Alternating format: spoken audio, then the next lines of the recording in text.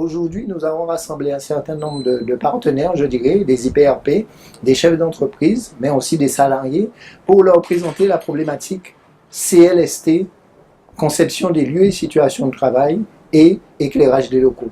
Pourquoi CLST? Pourquoi la conception des lieux et situations de travail? Nous disons que dès l'amont, nous devons prendre en compte l'ensemble des risques. Aujourd'hui, nous avons abordé la problématique de l'éclairage des locaux. Il est pour nous essentiel de pouvoir, dès l'amont, mettre en place, phase par phase, tout ce qui permet d'améliorer quotidiennement la santé des salariés. Donc, nous avons décliné un certain nombre de démarches, la démarche CLST, mais aussi la démarche de pouvoir prendre en compte l'éclairage le mieux possible, l'éclairage des locaux de travail et permettre aux salariés d'éviter tout ce qui est éblouissement, tout ce qui est gêne occasionné par l'éclairage agressif.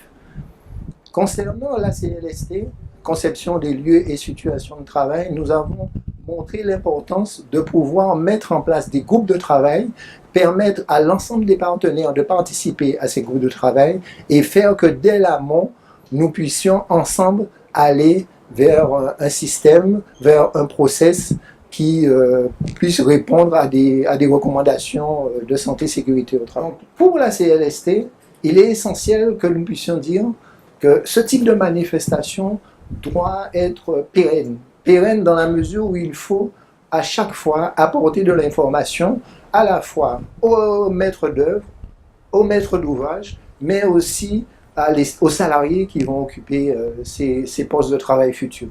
Donc nous avons beaucoup insisté pour leur dire ici aujourd'hui des notions d'éclairage qu'il faut améliorer.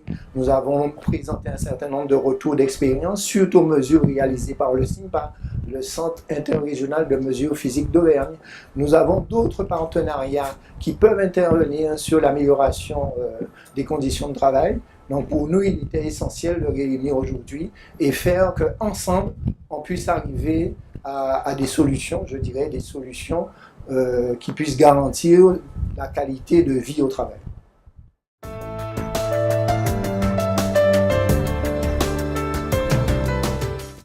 Nous attendons en fait que les participants puissent faire passer le message. Et c'est un message qui est simple.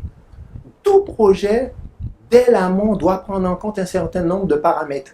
Un paramètre qui est important, c'est de pouvoir travailler ensemble. Pour nous, il est essentiel que les entreprises qui sont venues aujourd'hui, que les partenaires, les consultants, les IPRP, le CSTG au travers des médecins, que nous puissions mobiliser autour de la conception des lieux et situations de travail, sur les projets futurs, sur les projets d'investissement en lien avec nos aides financières, que nous puissions sensibiliser un certain nombre de chefs d'entreprise à nous contacter pour les accompagner techniquement et financièrement.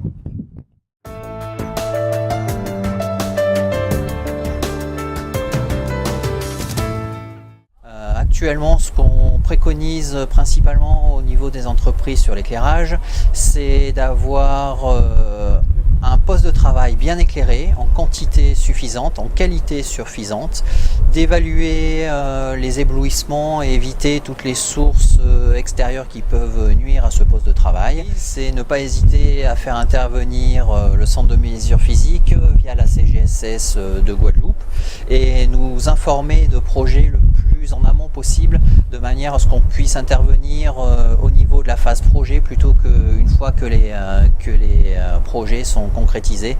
Et c'est comme ça on peut pouvoir faire des améliorations en amont.